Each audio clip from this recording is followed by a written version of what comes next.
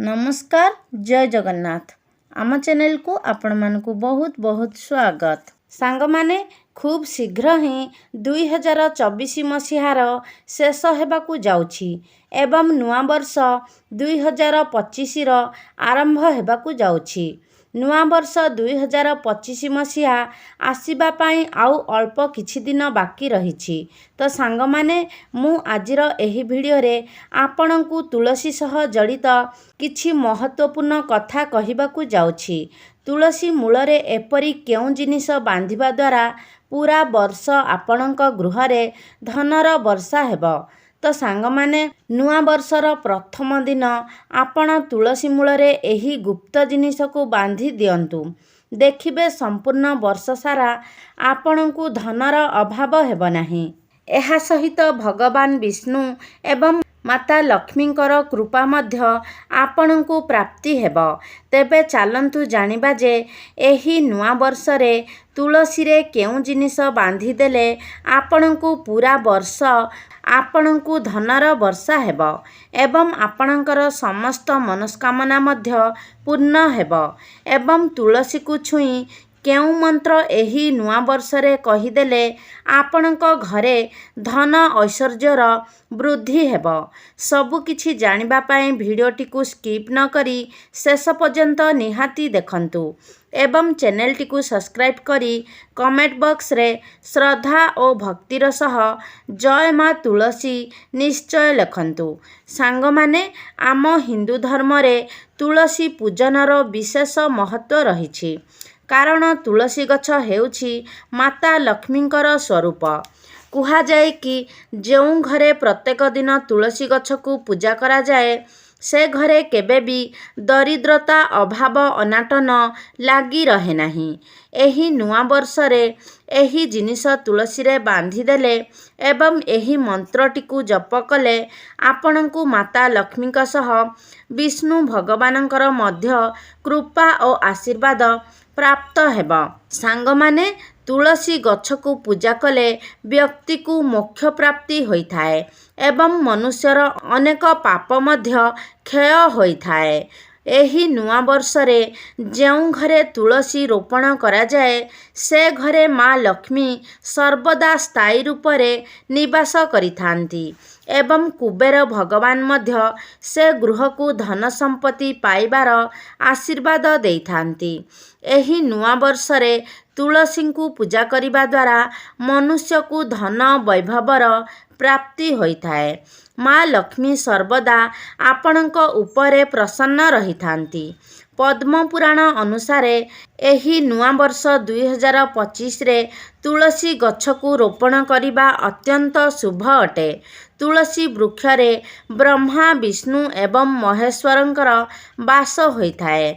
एही नुआ वर्षर प्रथम दिन रे तुलसी पूजा करिबा द्वारा पाप क्षय होइथाए। सांग माने तुलसी पूजा तो प्रत्येक लोक करिथांती किंतु प्रत्येक लोक एही कथा जानि नथांती जे एही नुआ वर्ष रे तुलसी रे केउं जिनिस बांधि देले माता लक्ष्मींकर कृपा आपण प्राप्त करिबे। सांग माने तुलसी गछ जे केवल पूजनीय बा देवी वृक्ष अटे ताहा नुहे। एथिरे अनेक औषधीय गुण मध्य भरी रहिथाए। भगवान विष्णु को तुलसी अत्यंत प्रिय होइथाए। तुलसी पत्र बिना श्रीहरि विष्णु कौनसी भी भोग को ग्रहण करती नहीं। तुलसी पत्र बिना भगवान विष्णुंकर पूजा संभव होई न थाए।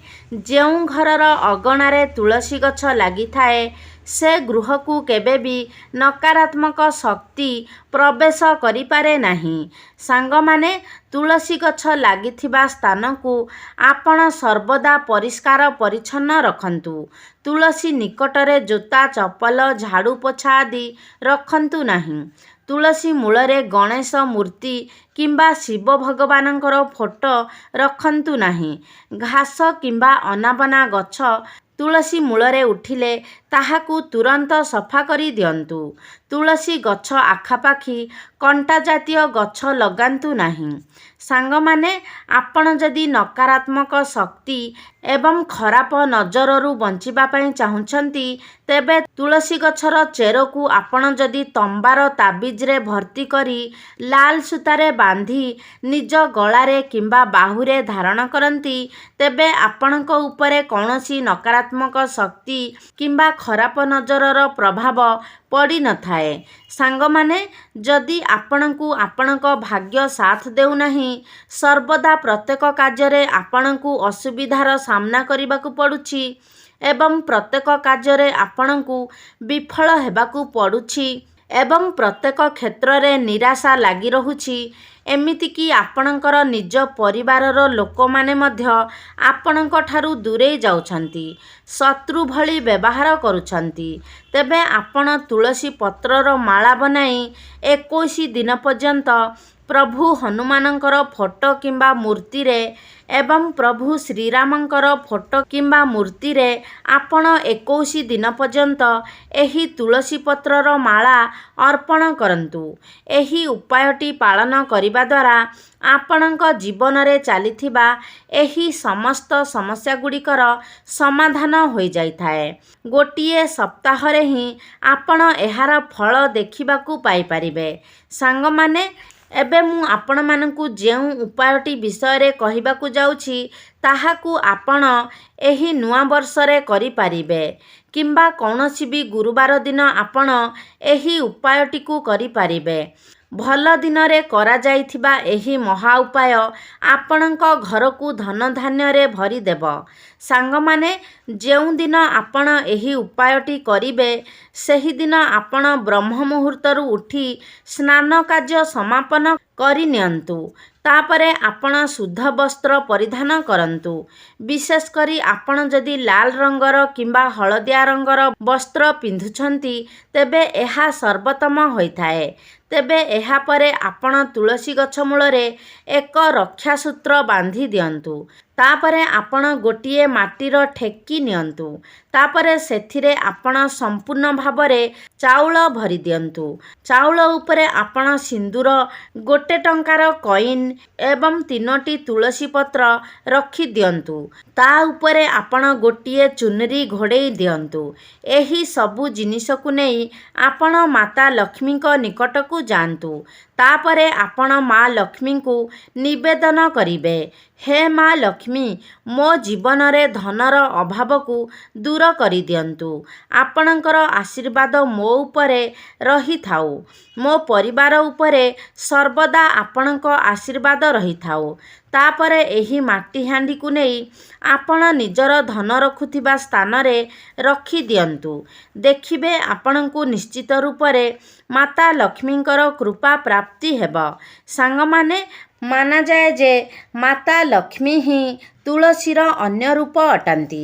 ଯଦି ଆପଣ ମା ଲକ୍ଷ୍ମୀଙ୍କୁ ପ୍ରସନ୍ନ କରିଦିଅନ୍ତି, ତ ଆପଣମାନେ ଭଲ ଭାବରେ ଜାଣନ୍ତି ଯେ ଆପଣଙ୍କ ଜୀବନରେ କେବେ ବି ଧନର ଅଭାବ ହେବ ନାହିଁ।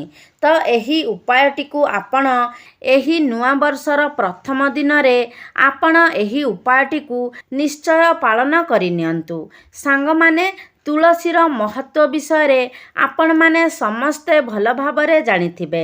ମାତ୍ର ଅନେକ ବ୍ୟକ୍ତି ତୁଳସୀ ଗଛକୁ ନିଜ ଘରେ ରଖି କିଛି ଭୁଲ କରିଦେଇଥାନ୍ତି, ଯାହାଫଳରେ ତୁଳସୀ ପୂଜନର ଫଳ ସେମାନଙ୍କୁ ମିଳିନଥାଏ। ସାଙ୍ଗମାନେ, ଯଦି ଆପଣଙ୍କ ଘରେ ଗୋଟିଏରୁ ଅଧିକ ତୁଳସୀ ଗଛ ରହିଛି, ତେବେ ଏହା ବହୁତ ଶୁଭ ହୋଇଥାଏ। ମାତ୍ର ମନେ ରଖିବେ, ସବୁବେଳେ ଆପଣ ନିଜ ଘରେ ବିଷମ ସଂଖ୍ୟାରେ ତୁଳସୀ ଗଛ ରଖିବା ପାଇଁ ଚେଷ୍ଟା କରିବେ, ଅର୍ଥାତ୍ ଅଯୁଗ୍ମ ସଂଖ୍ୟାର ତୁଳସୀ ଗଛ ରଖିବା ପାଇଁ ଚେଷ୍ଟା କରିବେ। ସାଙ୍ଗମାନେ, ମନେ ରଖନ୍ତୁ, ତୁଳସୀ ଗଛ ନିକଟରେ କେବେ ବି ଶିବଲିଙ୍ଗ କିମ୍ବା ଗଣେଶଙ୍କର ପ୍ରତିମା ରଖିବେ ନାହିଁ। ଏହା ଆପଣଙ୍କର ବିନାଶର କାରଣ ହୋଇଥାଏ।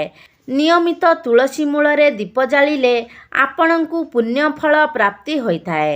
ସାଙ୍ଗମାନେ, ଶାସ୍ତ୍ର ଅନୁସାରେ ଆପଣ ଯଦି ତୁଳସୀ ସହିତ ମା ଲକ୍ଷ୍ମୀଙ୍କର କୃପା ମଧ୍ୟ ପ୍ରାପ୍ତି କରିବା ପାଇଁ ଚାହୁଁଥାନ୍ତି, ତେବେ ତୁଳସୀ ଗଛ ପାଖରେ ଆପଣ କଦଳୀ ଗଛ ନିଶ୍ଚୟ ଭାବରେ ଲଗାନ୍ତୁ। କାରଣ ତୁଳସୀ ଗଛ ଯେପରି ମାତା ଲକ୍ଷ୍ମୀଙ୍କର ସ୍ୱରୂପ ହୋଇଥାଏ, ସେହିଭଳି କଦଳୀ ଗଛ ଶ୍ରୀହରି ବିଷ୍ଣୁଙ୍କର ସ୍ୱରୂପ ହୋଇଥାଏ।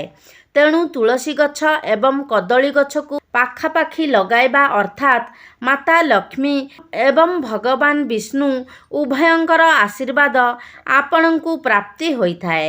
ସାଙ୍ଗମାନେ, ତୁଳସୀ ଗଛ ନିକଟରେ ଆପଣ ଶାଳଗ୍ରାମ ନିଶ୍ଚିତ ଭାବରେ ରଖନ୍ତୁ।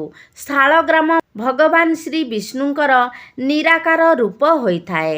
ଯେଉଁ ଘରେ ତୁଳସୀ ଗଛ ନିକଟରେ ଶାଳଗ୍ରାମ ରଖାଯାଇଥାଏ, ସେଠାରେ ମାତା ଲକ୍ଷ୍ମୀଙ୍କ ସହିତ ଭଗବାନ ବିଷ୍ଣୁଙ୍କର ମଧ୍ୟ କୃପା ରହିଥାଏ।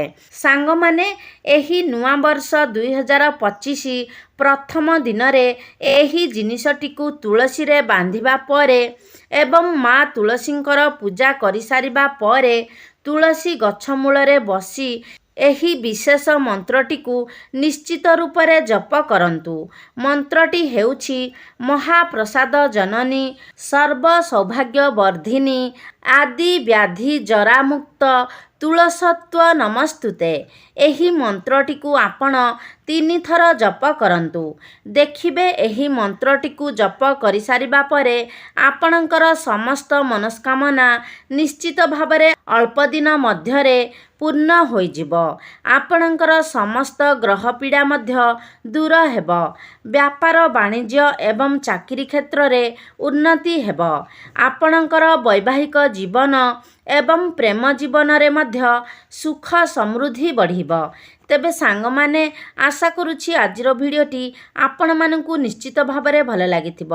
ଯଦି ଭଲ ଲାଗିଛି ତାହେଲେ ଲାଇକ୍ କରନ୍ତୁ, ସେୟାର କରନ୍ତୁ। ଆମ ଚ୍ୟାନେଲକୁ ଯଦି ସବସ୍କ୍ରାଇବ୍ କରିନାହାନ୍ତି ତାହେଲେ ସବସ୍କ୍ରାଇବ୍ କରିଦିଅନ୍ତୁ। ସର୍ବେ ଭବନ୍ତୁ ସୁଖିନଃ। ଧନ୍ୟବାଦ।